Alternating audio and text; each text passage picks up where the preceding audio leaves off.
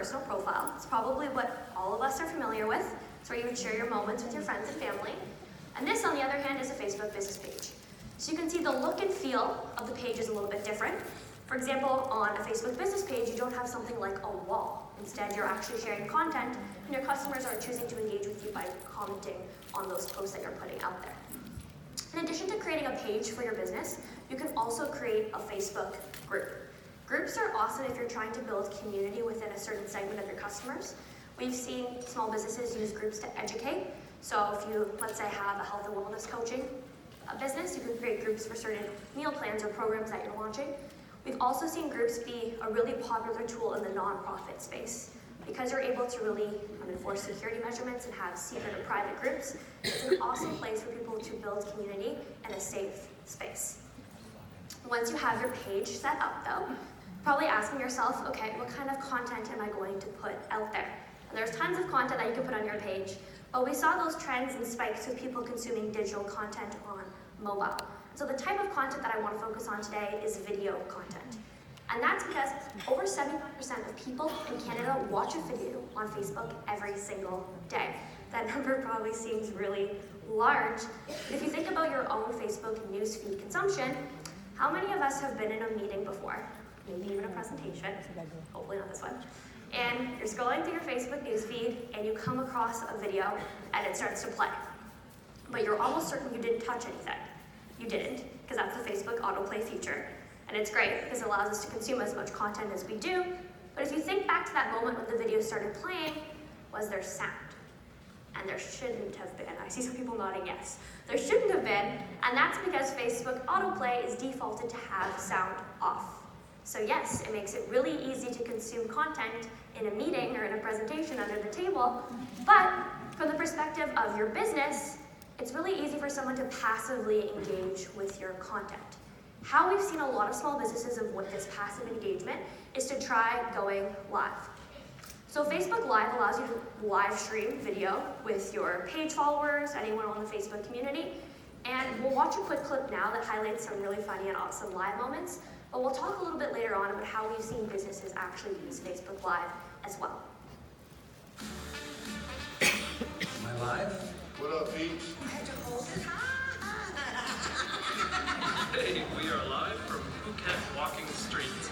It's my mom's birthday today, and we're going to surprise her. I don't know if you're out there, if you're watching, how are you doing? Hi. I love you too. Doing some vaccinators right now, warming up. It's a really nice day out here. Say, please adopt me. Run, Adrian! Let's go. There goes Sean. Jump, Berkeley! Jump for the people! Yes!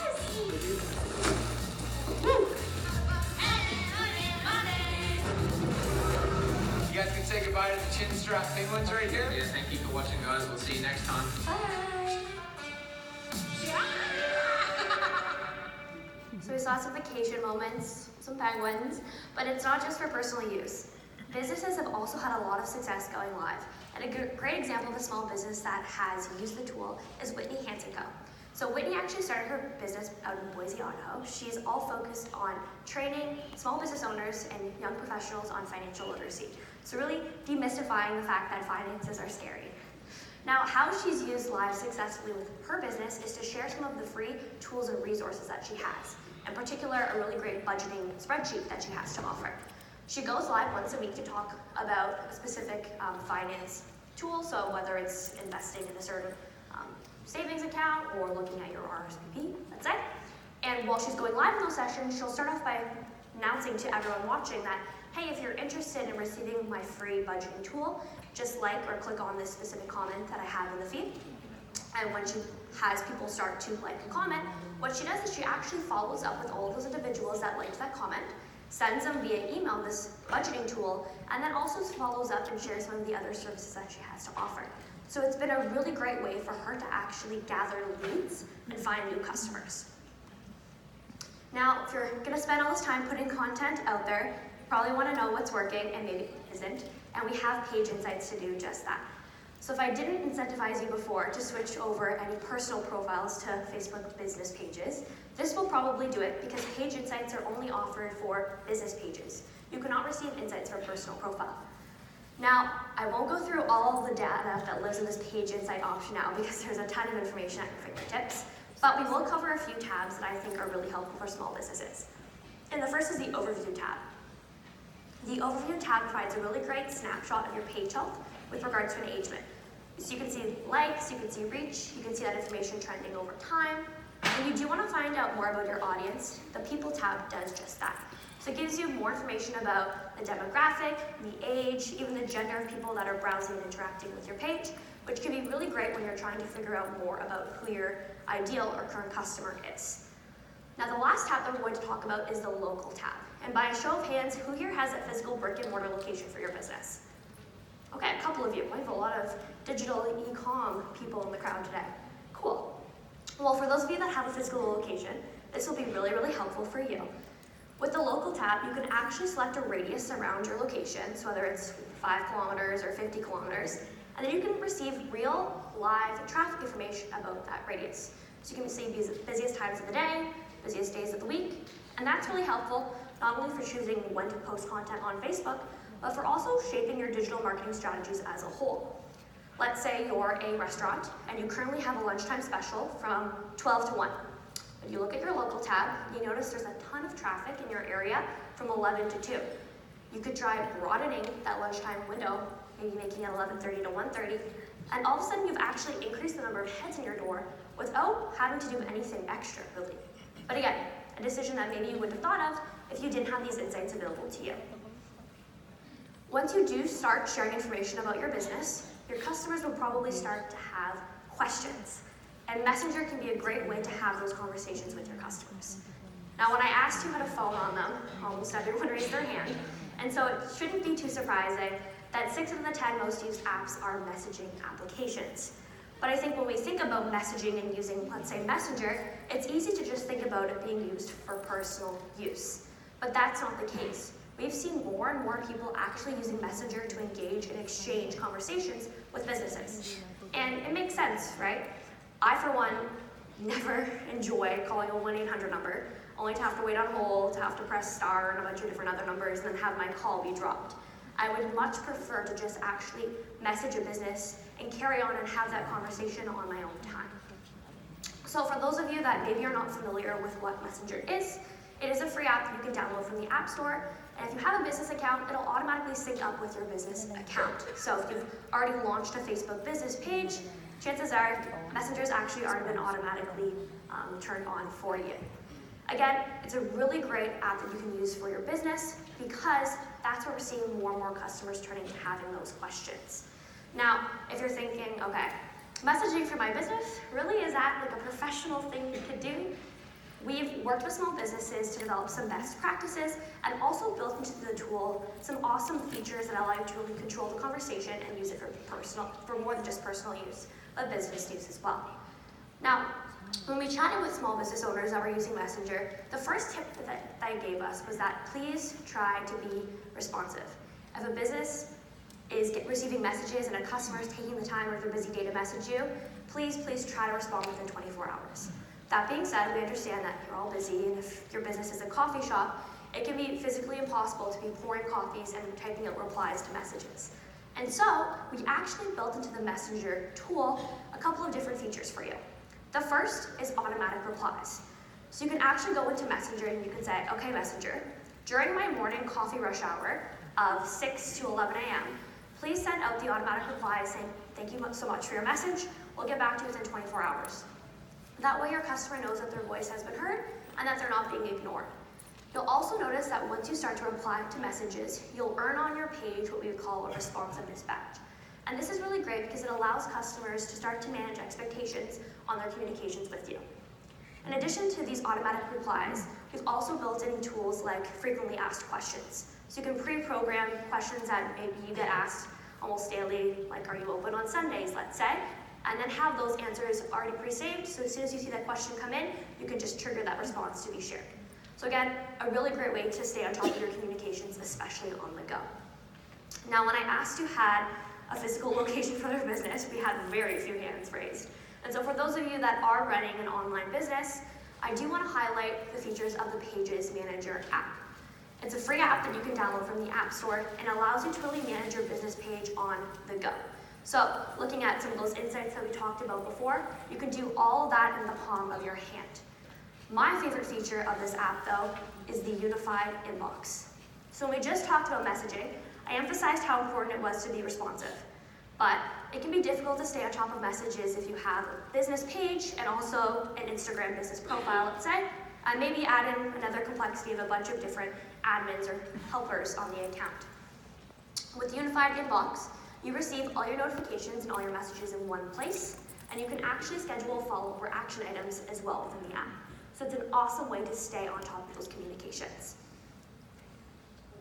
So far we spent a lot of time talking about some of the technological tools in the platform to help you keep growing and driving those business results. But we also understand that at a certain point, you just need another pair of hands to help you keep growing. Now, we work really closely with some of our small businesses in the local community and ask for feedback, especially at these events. And it was alarming for us to hear that recruitment and hiring was a pain point for the small business community. Regardless of whether it was creating a job posting or reviewing applications, it wasn't easy. And so that's how Jobs on Facebook was created. Now you can actually create job postings all within your Facebook business page. Applications can be sent into Messenger, you can review them from there, and then you can actually schedule follow-up calls or communications, and then eventually find amazing employees to help join your team. To actually create a job posting on Facebook, you can either go to the sidebar on your Facebook business page or choose to actually create a job post instead of creating a regular content post. You'll then be prompted to fill in some basic information about the role. So where will the role be located? Maybe it's seasonal, maybe it's part-time. You can also share salary or wage information. Once you post a job posting, when people choose to apply to the role, all those applications will live and breathe in your Messenger inbox. And you can actually click on an application, review it, and then choose to schedule a call or an interview all within Messenger. So it's great because the applicant is never being redirected to another website. It's all happening potentially within your phone. When you do choose to post a job, the job will stay active for 30 days or until you fill the role. And you also have the opportunity to boost a job post. So you can put $5, let's say, behind it and choose what kind of audience you want to see that job posting, maybe if you're looking for a very specific skill. From the perspective of the applicant, finding jobs is just as quick as creating that posting was. So you can search for jobs on the Facebook Marketplace. You can search based on, let's say, location, but also maybe historical roles that you've had. So if you've worked as a barista in the past, let's say. Once you find a job that you like, you can click to fill out an application, and the application will actually be pre-populated with information that you've shared with the platform. So you can go in and edit the information, and nothing is ever being sent without you giving consent. Once you click that apply button, your application then goes into that business's Messenger inbox. Now, a couple of best practices if maybe you haven't created a job posting just yet, but this has really piqued your interest.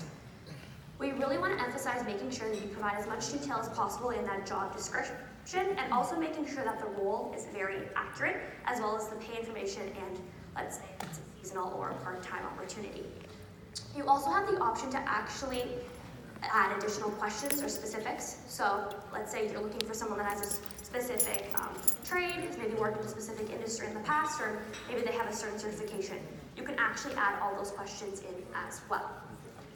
Once people do start to apply, again, all those applications will live in Messenger, and we do want to emphasize that try to review applications within 48 hours, even if you're not interested in reaching out to a candidate. Just letting them know via Messenger that you appreciate them applying, however you're not moving forward with their application at this time, is a really great way to kind of tie off the ball on that relationship. Awesome. So we've spent the majority of the session so far talking about Facebook.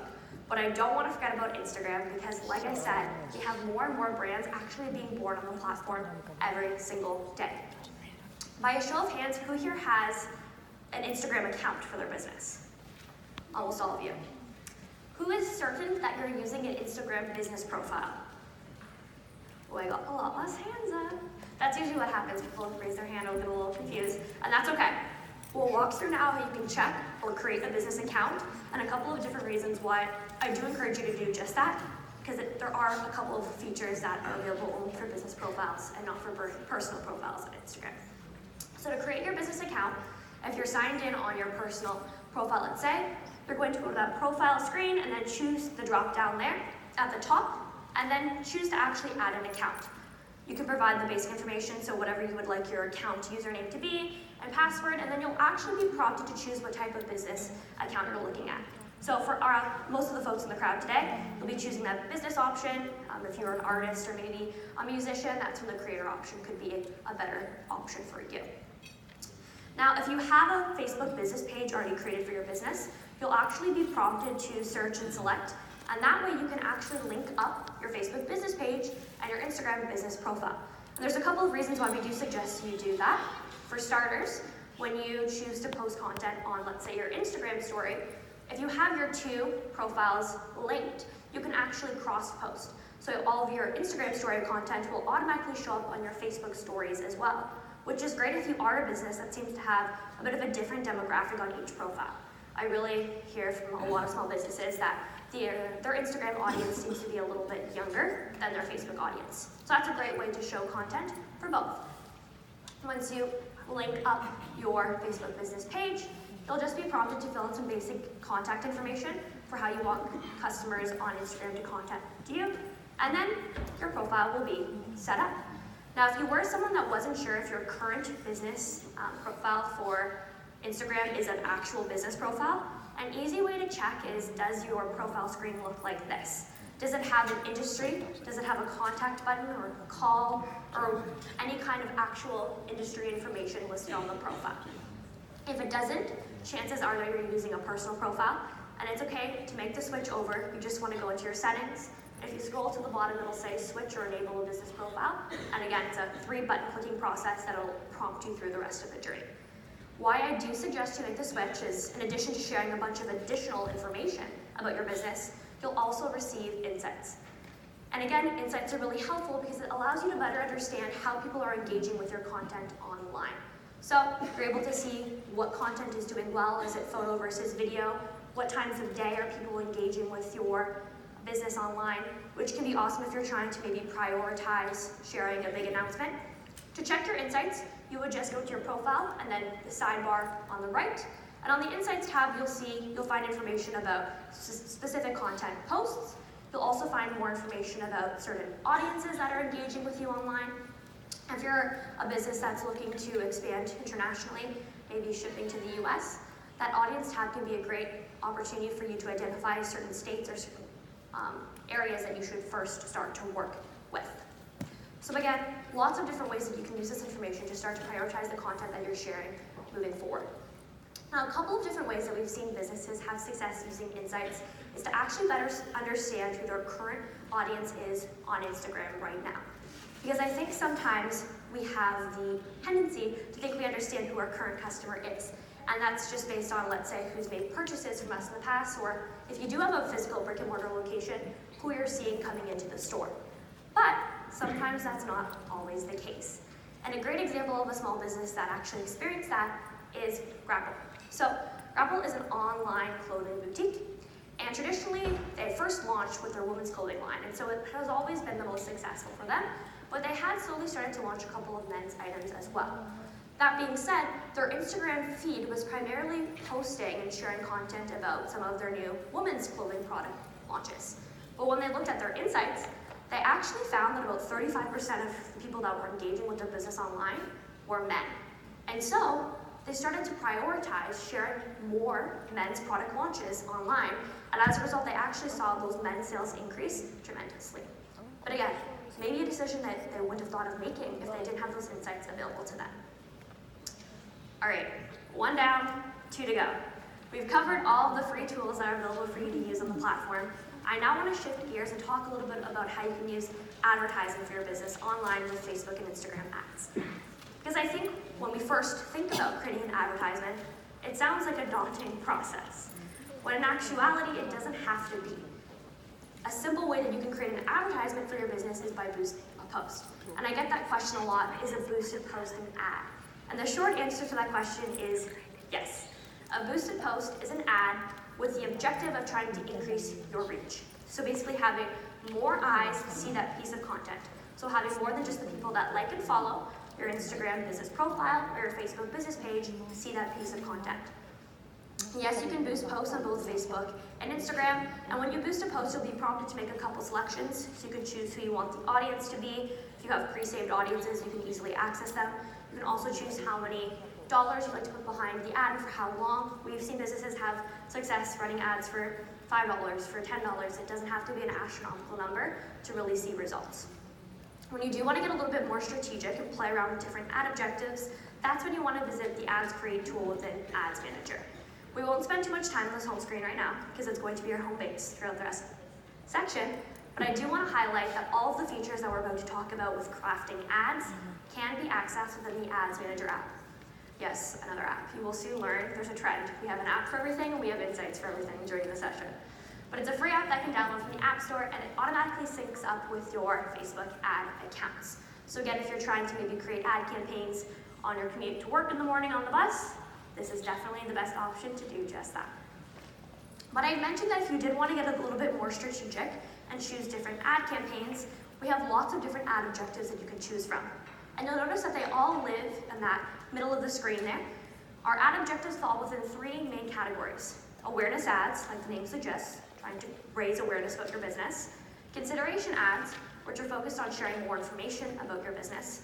And then conversion ads, which, if we think about the marketing funnel, are at the bottom of the funnel because those are ads that are being shown to people that are likely to take a specific action, such as making a purchase online.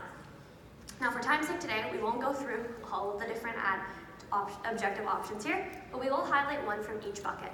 And so, brand awareness ads are awesome if you've just launched a business, maybe you have a new location, or you're launching a new product. They're really focused on getting more people aware about whatever you have to offer. And you can choose to target based on, let's say, interest, to really making sure that you're reaching the right audience with that advertisement. Traffic ads are an example of a consideration ad, and like the name suggests, they're focused on redirecting traffic to another part of your business. So maybe that's your website to have more people find out about your restaurant's menu, or to maybe book an appointment at your salon. Lastly, we have lead generation ads. Now, is anyone in the audience a part of a B2B or a business-to-business business? A few of you. Okay, great. So lead ads will actually be really helpful for you, and many of you probably actually already filled out a lead ad before without realizing it. A lead ad is an example of an advertisement where someone, your customer, can click to learn more. They'll fill out some basic information about themselves, so let's say their name and their email, and then in exchange for providing that information, the business will actually then share with them more information about their business. So it's an awesome way to find out who potential customers can be if you're moving into a new area. And that's exactly what our small business example did. So, a small business that we work with, big fans, they were really established in the fan marketplace, but they were actually launching a product. It was an industrial light. And they weren't sure if their customer for their fans was going to be the exact same customers with their lights. So, they used a lead ad. And as a result of using this lead ad, you can see there, people would fill out the form, provide their email, and then select what industry they were a part of. They were able to achieve the results. Great. What I really want to highlight is that, as amazing as these results were, it was a lot more efficient for them than using a traditional door sales reps, because they were able to tailor the advertising campaign to their needs. Now, as you start to build out your ad campaigns and you're selecting your objective, the next question in the process you want to ask yourself is, who's your audience? What audience do you actually want to be targeting and engaging with this advertisement? We have a couple of different options for you to use when it comes to using Facebook ads. And the first that we'll talk about today are core targeting options. So that's for reaching out to that bread and butter customer, the customer that you know very well and is the person that maybe is engaging with you pretty often. When we think about traditional forms of media, like TV and radio, those are all examples of broad reach ads. So ads that can be seen by many, or maybe only are impactful to few. Why I personally love using Facebook ads for my own small business is that I'm able to reach the people that actually matter to my business, my customers, by using a couple of different targeting tools. And so when it comes to targeting, there are actually 4 decisions or targeting options you can use. Demographics, like your basic age or gender. Interests, and that's where I think Facebook ads are really different than any other digital advertising option. You can target based on pages people have said they've liked, or events they said they're interested in or attending. Behaviors, do people browse, let's say in the morning or at night? Or if you're a nonprofit in the crowd, or people are likely to donate using Facebook charitable giving tools because they've donated in the past. And then lastly, location. Not only where they say their hometown is, but where their GPS location says they are within Facebook. So if you are a business that has some sort of tourism component, that can be really helpful for you. Now, a great example of a small business that used these targeting options to find their very specific customer base was DSG Outerwear. So they have really amazing fashionable snowboarding gear. And it was a business started by a husband and wife, Wendy and Travis, in Wisconsin. Wendy loved snowmobiling, but she was really frustrated because she could not find fashionable gear. And so that's how the business was born. Now they knew when they were launching the business, they were reaching a very specific audience because there was a ton of gear out there, but it was that fashionable piece that really made their business and their product different. And so as a result of being able to target by all of these options, including fashion, they were able to actually achieve an 100% sales lift year over year. Now, I love this next example because I think it does a great job of showcasing a business that you think traditionally would benefit from using a broad reach ad, like a billboard, but actually, they really benefited from being able to target with their digital Facebook ads. So, Tire Discounter sells tires. Big surprise there. But they know that not everyone driving on the highway nowadays actually owns their car. A lot of people lease vehicles. And when you lease a car, you're usually not concerned with replacement parts like tires.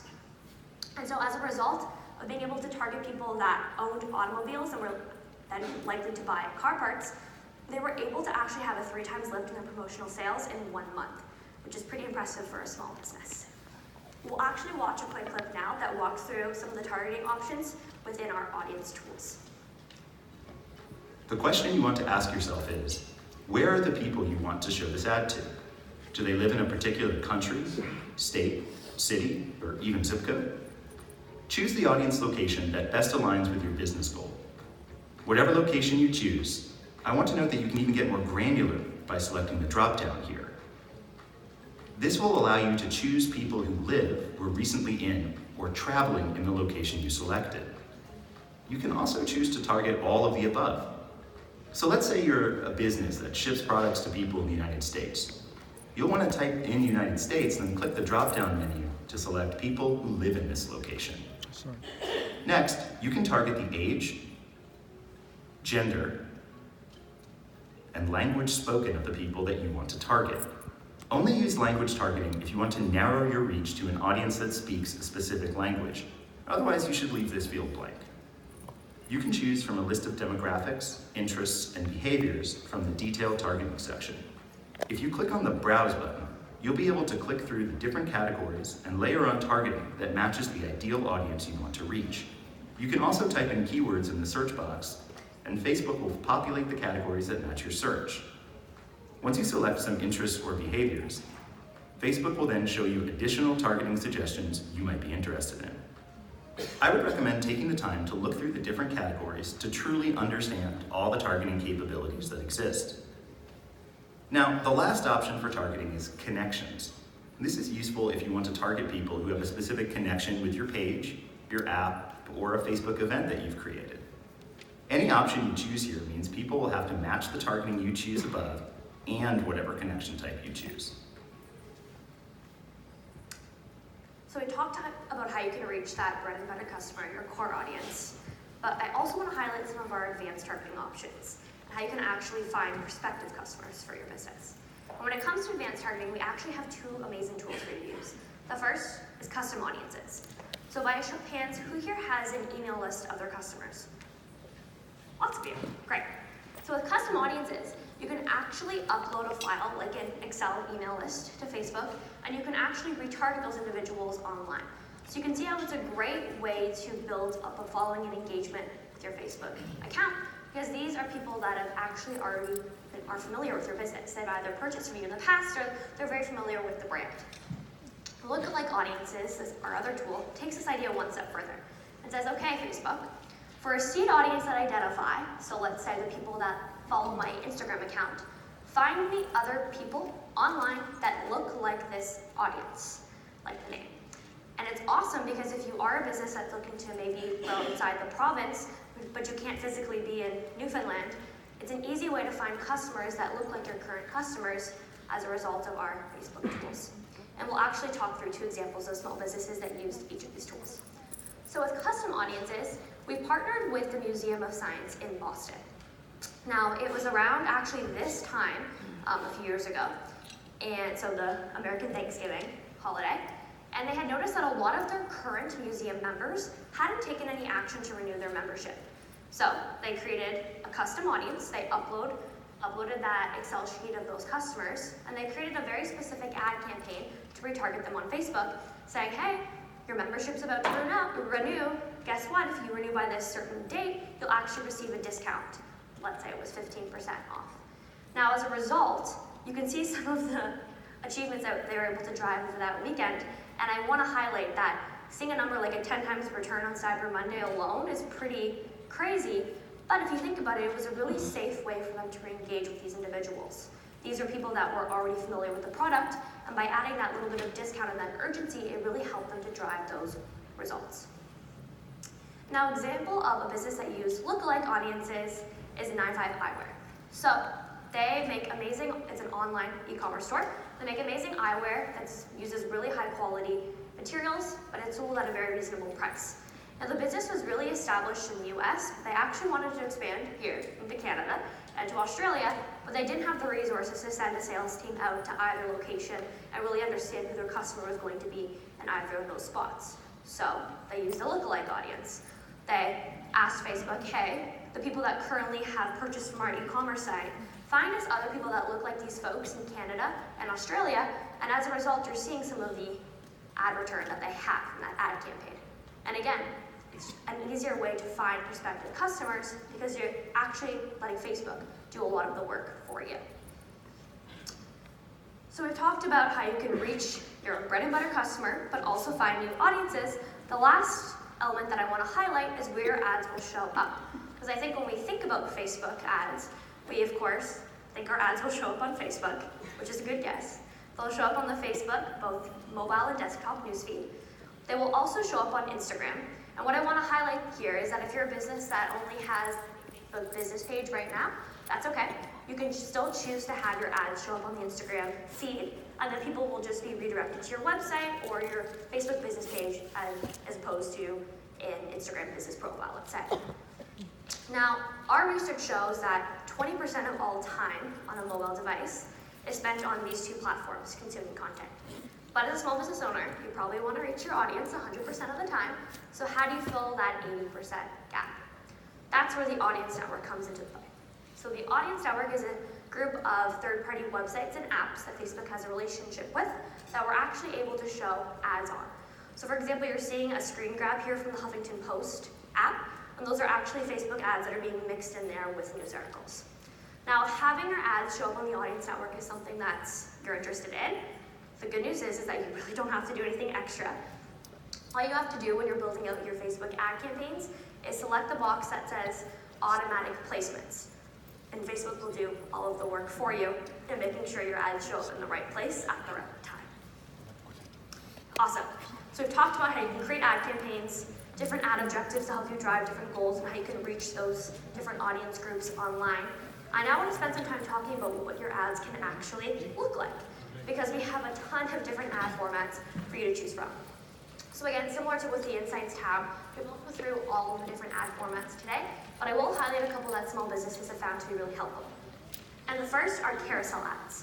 So with carousel ads, you're actually able to upload a couple photos, so 3 or 5 photos, and then your customer is encouraged to engage with the ad and actually swipe through and see the full series of photographs.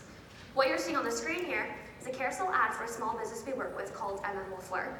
And when you look at just that first image, you probably think they're just your typical women's clothing store. When in actuality, it's really a women's subscription clothing service.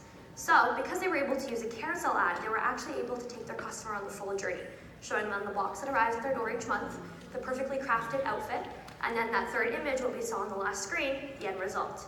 But when you just saw that end outfit, you didn't actually get the full picture. And that's exactly how we've seen small businesses use carousel ads, to take their customers on a journey. Another example of a business that's used carousel ads is Time. So Time sells women's hair care products. They're an online e-commerce business. And one of their best-selling products was actually a straightener. But when you first see the name, you probably just think it is used to straighten hair, when in actuality, it was really amazing at producing curls. And so because they were able to use a carousel ad to showcase their customers how to actually use the product, its functionality to create curls, they were able to drive the results that you're seeing on the screen right now. Now the next format that we'll highlight are slideshow ads, and these are really helpful if you're a small business that wants to put video content out there, but maybe doesn't have the resources to do so just yet. With the slideshow ad, you can upload a bunch of photos, like 10 or 15, to Facebook, and Facebook will actually stitch them all together and create a little mini movie. So you're seeing a slideshow ad right now for a small business we work with called Stance Socks, and their unique selling proposition was that they have a ridiculous variety of socks. But they understand that not everyone has time to go into their website and scroll through their never-ending catalog. So they use the slideshow ad to actually showcase a bunch of these different options in a couple of seconds, and as a result, you're seeing a lot of the results that they were able to drive. Now we've watched a couple videos in this session so far, and we'll watch a couple more, and that's because video is very compelling. Like we talked about before, it's a really great way to get your audience's attention. What you're seeing on the screen here is a video for an ad for a small business we work with called Mimi Box, and their best-selling product is an eyeliner. But for anyone that's ever worn eyeliner before, you probably know that if you blink too hard, sometimes it smudges. And so they really wanted to highlight that their eyeliner was smudge-proof, waterproof, smudge-proof, etc. And that's how they used that video to showcase a bunch of water and someone rubbing on the arm and the color really not fading or actually changing. They were able to showcase how incredible the product was. They had a 26 times lift in engagement, which is pretty crazy for a small business ad. Now the last ad format that we'll highlight today is personally my favorite, and these are instant experience ads. And why they're so great is they take all of the different ad formats we've talked about right now, and you can actually combine it all into one fully immersive experience. So with an instant experience ad, when someone clicks on the advertisement, it actually opens up and will take the full real estate of your phone screen, which is a very hot commodity nowadays. You're able to combine video ads in there, you can have a carousel, and as a result, you can also choose to have people be sent to your website to find out more information. That's exactly what the Qantas Mall did with this ad campaign here. And so because they were able to then redirect people to their e-commerce site, they were actually able to see some incredible results when it came to driving sales for products that were shown specifically in the ad.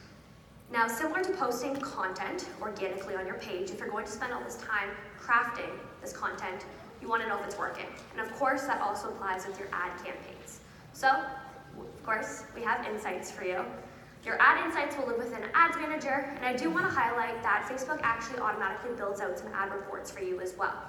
Your ad reports will show suggested columns depending on what ad objective you selected. So if you chose a traffic ad, let's say, your ad results will probably be showcased in what cost per click or amount of clicks that you had on your website. You can also export these ad reports, so maybe you're not the person that's in charge of the finances for your business. That's okay. You can schedule weekly exports and have them emailed to whoever you would like on your team. Now, the next tool is, in my opinion, the most beneficial tool that Facebook has to offer when it comes to a business, whether it's a small business, a medium business, or a large business. And that's the Facebook Pixel. By a show of hands, who here knows what the Facebook Pixel is? Sweet, that's like way more than I've ever seen ever be raised when I do this session. So for those of you that don't know what the pixel is, I am going to say the word code, and please bear with me. I'm not a coder, I don't know how to code, but it's not as scary as intimidating as it sounds. So the Facebook pixel is a piece of code that you can add to your website's code. And as a result, it allows you to track actions on your website. So has anyone ever been on a website and seen that nasty cookie pop-up come up that says, hey, this website tracks cookies? Like, I don't know what that is. Cookies are basically just action tracking devices. That's exactly what a pixel is. You can think of it like a cookie. And so when someone clicks on your Facebook ad and lands on your website and let's say engages with your business, maybe puts something in their shopping cart and then doesn't purchase it, you now have the ability to retarget them and show them the exact product that they put in their cart and abandoned on their newsfeed. How many of us have been, let's say, online shopping, and then that same pair of shoes you saw 4 days ago in your cart is floating on your newsfeed, and now it's 10% off if you purchase by the end of the day. We're all laughing, but it's all happened to us, and that's the pixel in action, and I can honestly say I've bought a lot of things because of that. But why I think the pixel is really powerful is that it allows you to create better ad campaigns. You can actually see what people are interested in product-wise, but it also actually tracks actions across devices. And I'll paint a picture to really explain what I mean by that.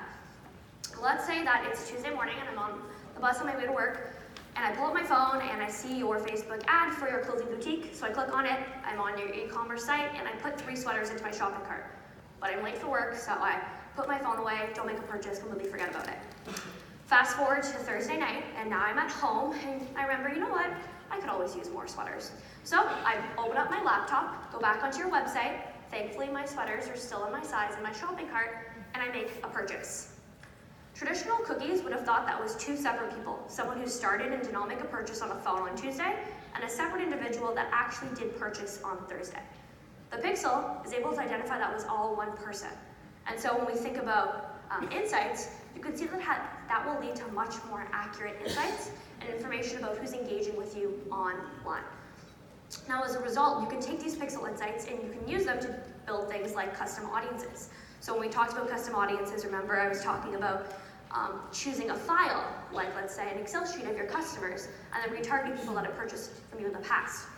When you have the Facebook Pixel installed on your site, you actually don't have to worry about uploading a data file, let's say. The Pixel can actually automatically upload and refresh every 60 days for people that have purchased from your website. So you don't have to do that manual upload. Again, if the Pixel is something that you want to learn more about, which honestly, I really encourage it, there's a really great course on Facebook Blueprint that talks through all the details of how to use it, how to integrate the code, and surprise, surprise, if you are using some websites like Wix or WordPress or Shopify, you actually don't even have to code. It's all built into our third-party integration. So again, if you're interested in learning more, I do really recommend that you check out the Facebook Blueprint site. So we've spent, I would say, a good 25 minutes talking about Facebook ads. I really want to highlight and make sure you understand how your ads can be seen. And that's where the Facebook ad auction comes into play. So we'll watch a really quick clip now that explains how the ad auction works.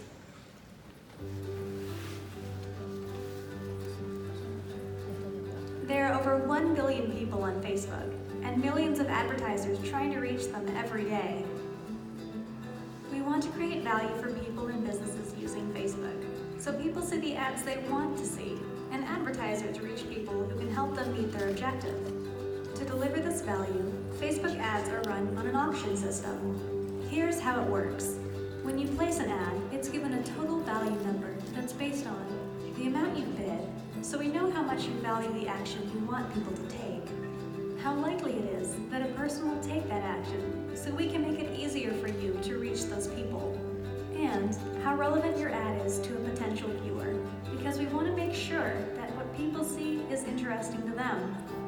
Your ad competes with other ads, and the one with the highest total value wins the auction.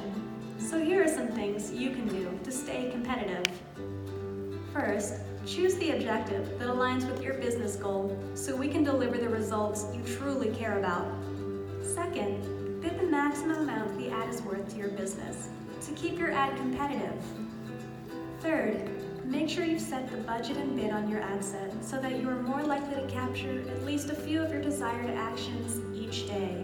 And last, choose ad content that's relevant and interesting to the people in your target audience. The Facebook Ads Auction is designed to deliver relevant content to people while providing maximum value for your advertising budget to help ensure you can reach people who are interested in what you are advertising and meet your business goals.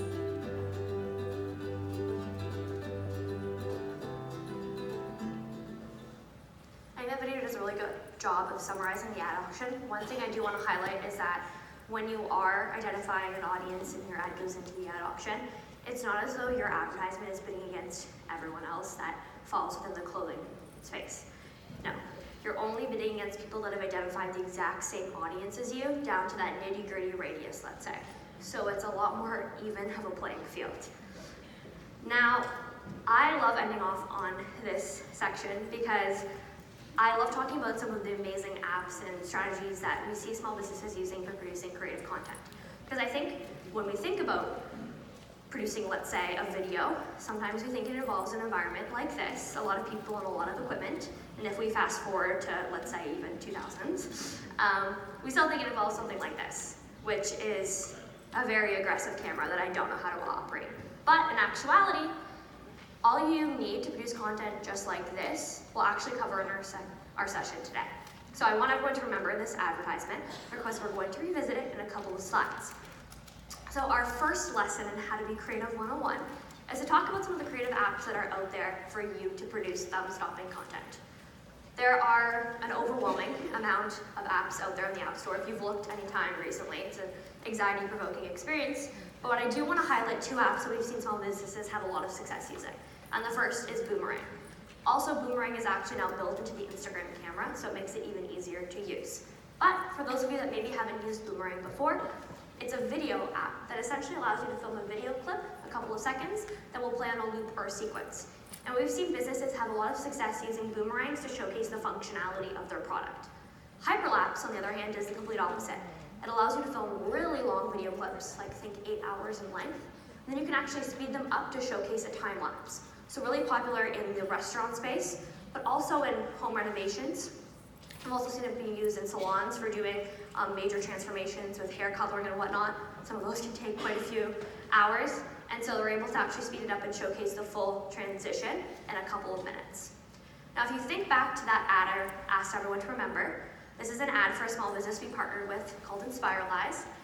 And this advertisement was actually filmed using a boomerang. So you'll actually meet the owner of the business, Ali, in a couple of slides. But I want to highlight, because she was using a free app and actually creating the content all within her mobile phone, she was able to really drive those lower cost per click results for her business. So we've covered some of the apps that you can use to create this content, but even if you have this app at your disposal, you still need to stage that shot.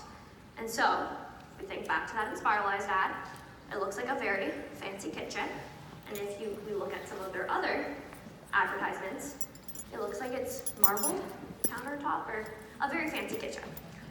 When in actuality, it's not. That's the floor in Allie's apartment. And so we sat down with Allie, and she actually shared with us how she creates almost all of her content for her business. My name is Allie Mafucci, and I'm the founder of Inspiralize. So I only use a few simple tools when I'm taking photos and videos, especially when I'm posting them for ads or something on social media. I have a foam board that I actually bought at an office supply store. I bought one at a grocery store, and then I bought contact paper online, and it makes the illusion that it's marble, which is a beautiful kitchen space, but really it's just cost me a couple dollars. And then I'll also use another foam board to bounce light off so that it looks more vibrant. And I always make sure to take all of my photos and videos near a window because you get that natural light really beautiful. And then I use a simple tripod like this, especially for overhead shots or ones that I don't have a lot of space in my living room, so I'll attach it. It attaches really nicely. I'll hang it on a lamp or anything like that. And then of course I use my smartphone to do the video.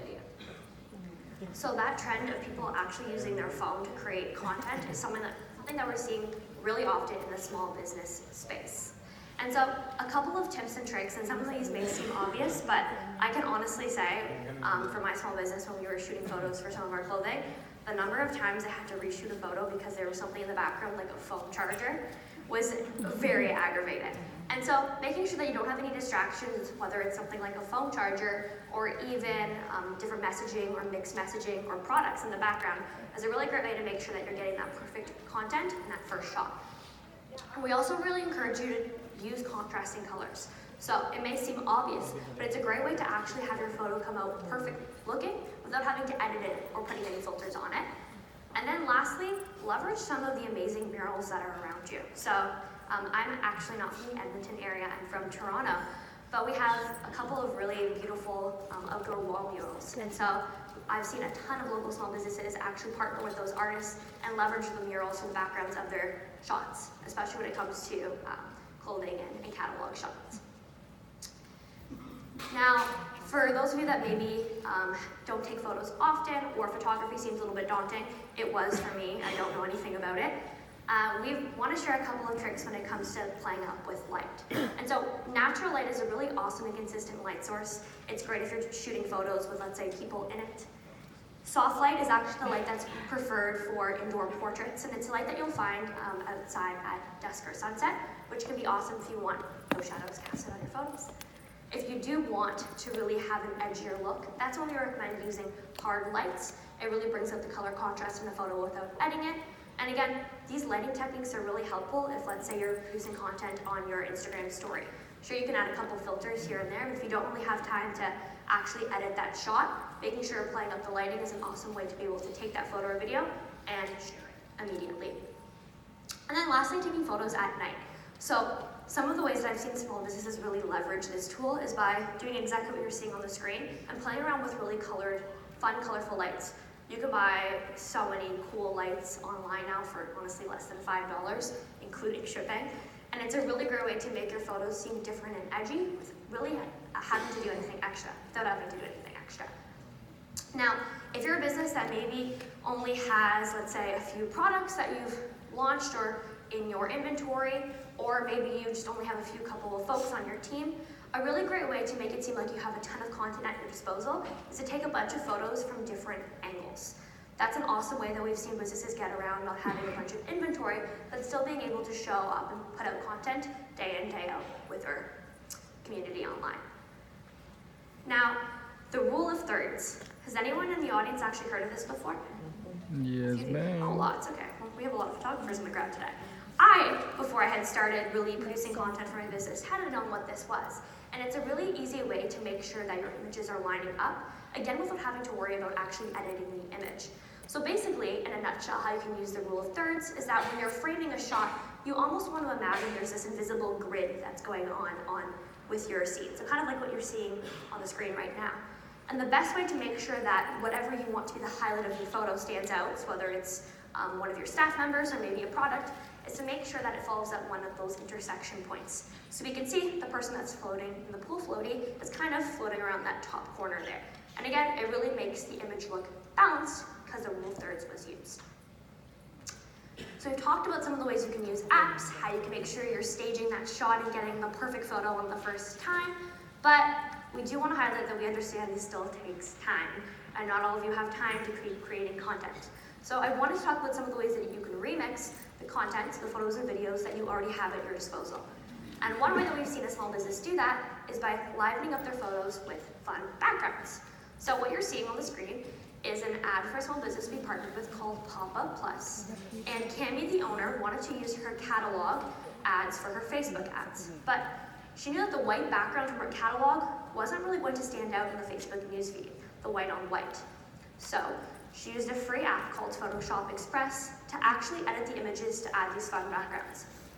If you see the third image there, the model in the yellow dress, that's actually the same photo we saw on the previous screen. But it looks a lot different when it has that fun background behind it. The app is really easy to use. You can actually just select your image you want to keep, use your finger to outline what you want to stay from that previous image, and then choose from a variety of fun backgrounds. And the app will actually compress the photos and do all the work for you. You can export it and save it to your phone or email it to yourself and choose when you want to share it in the future. Now, before we start to talk about some of the resources that are out there for you, I do want to highlight a couple of tips that we have when it comes to account safety, because it really breaks my heart to say this, but the Verizon 2018 data report showed that 58% of security attacks when it came to data breaches were targeted at small businesses in 2018. And when we think about our small business structures, it sadly makes sense. A lot of the times we don't have an IT department that works for us, or a whole security staff that's monitoring phishing emails, let's say. And so it's more important now than ever to make sure that you have the proper arrangements in place to make sure that your accounts are protected. Now, a couple of basic tips and tricks that we have, and again, these may all seem self-explanatory or common sense, but you'd be surprised, these are all the ways that hackers actually are able to hack into people's accounts, because it is the things that we sometimes don't think of. You really want to make sure that your Facebook business password is a unique password that's not being used anywhere else, specifically when it comes to your business's email. Really making sure those two are different will be a great way for you to stay safe. That being said, even on your personal profile, don't accept friend requests from people that you're not familiar with. We've seen historically that people will maybe accept a friend request from a stranger, and that stranger will start to engage with their personal profile. And as a result, if your profile is linked to your business page, it could end up having a couple of security issues down the line for you. Lastly, suspicious links. And I think that one's probably the one we're the most familiar with. Don't click on a link if it looks a little fishy. But what I want to highlight about this point is that Facebook will never ask you for your password in an email. Never under any circumstance or situation. So if you ever see something like that come in, or an email referring to your account from a business or a person that you're not familiar with, delete, junk, spam, phishing, gone. Now, to try to combat some of these situations, we've built in some really great security tools into the platform, and so I do encourage you to enable these for your business pages. The first is two-factor authentication. And what's really important about that is if you're maybe signing into your business page on a new laptop or from a different device, you'll be asked to generate a code from your app. And that way it's just another layer of protection to make sure that you are really you when you're signing into your page. You'll also be able to then register to receive notifications when other people do the same thing. So I know this has actually happened with my business in the past. My business partner works and lives in New York, and so I often get messages saying, someone from New York signed into your account, is that okay? And it is, but let's say if that wasn't the case, it's really helpful to know that that is happening on your page. You'll be able to also use some of the security checkup features to make sure your business is checking off the right boxes. So has your password been updated, let's say, once a year or every 2 years? Now, the trusted contacts feature is one that I don't think a lot of people know about, and it can be really helpful if something happens and you are locked out of your account. You can actually go into your page settings and you can choose a couple of trusted contacts. Let's say your business partner or someone that works at the company as well. And if you get locked out, you can actually use them to regain your access. Why that's really important is we do encourage you to have more than one admin on your Facebook business page. In case a situation does happen that you get locked out, that way if you have another admin, there won't be an actual halt to business operations, so questions need to be answered and content needs to be shared. Once you do start having people though join your business page and adding certain roles, please take the time to review the roles and responsibilities that we have. There's actually 6 different roles you can choose from when you assign people on Facebook to be a part of your team, and they each have different security and access features involved with them. So it's really important to make sure you're understanding what an admin actually gets access to when they become an admin on your page. We've covered a lot of content. You have heard me talk for a very long time. And so I want to highlight that I hope no one is feeling overwhelmed. There was a lot of information that I shared today, but there are a ton of resources out there to help you get started in using some of these tips and tricks that we've talked about. And the first is the Facebook business site. So it's an online website that has tons of Facebook frequently asked questions for businesses, success stories, and also where you can go to receive support. So at these events, I often have a lot of people come up to me afterwards and ask technical support questions, so being locked out of an account, not being able to add admins, issues with payments, etc. If you do have a technical support question, I won't be able to answer today. I don't have access, and that's unfortunately not in my realm of work. However, we do have a couple of different support options that we've recently launched on the platform for you. If you're a business that's ever spent even $1 when it comes to Facebook ads, you've been automatically whitelisted to receive chat support. How you can access that chat support is on the Facebook business site. So if you click on the Help or the Contact Us page and scroll to the bottom, you'll be able to say chat with an agent, and they can help you with those technical issues. Again, similar to everything that we had with our Facebook business site when it came to success stories and frequently asked questions, that also lives on the Instagram for Business site. It'll also walk you through that process I talked about before with switching from a personal profile to a business profile, and I'll share some awesome success stories about how we've seen businesses use the growth of stories to grow their brand. Lastly, we have Facebook Blueprint. So when I talked about the Pixel, I said there's a great educational video on Blueprint. That's the website that you want to check out. It's an online educational platform that has tons of videos and learning paths on anything and everything to do with Facebook, and it's actually where Facebook employees like myself go to learn the new tools we're launched on the platform. Now, I'm really excited to introduce our small business panel.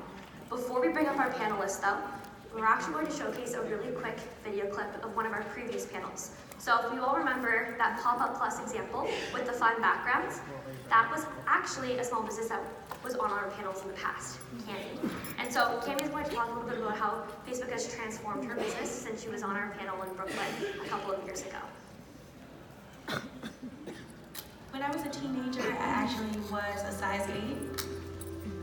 When I went to college, the freshman 15 became the senior year 50. I will be honest, I hated myself. When I would put on items and it didn't fit, it really made me feel so awful inside. It's really telling a woman, don't be proud of yourself, don't be comfortable in your own skin.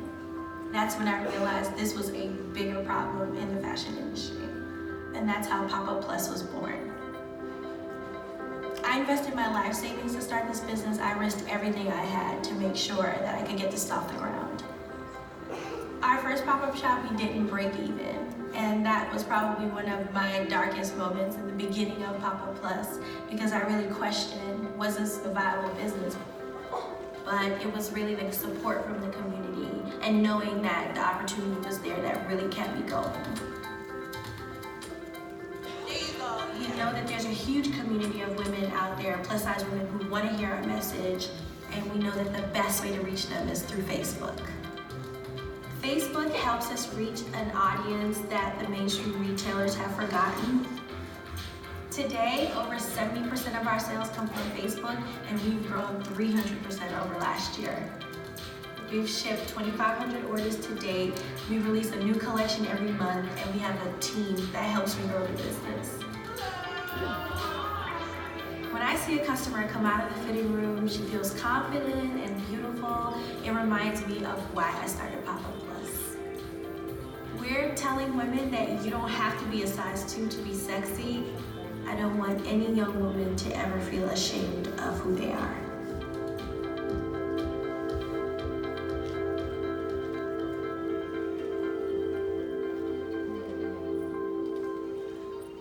I've seen that video so many times now, my eyes honestly water every time I watch it.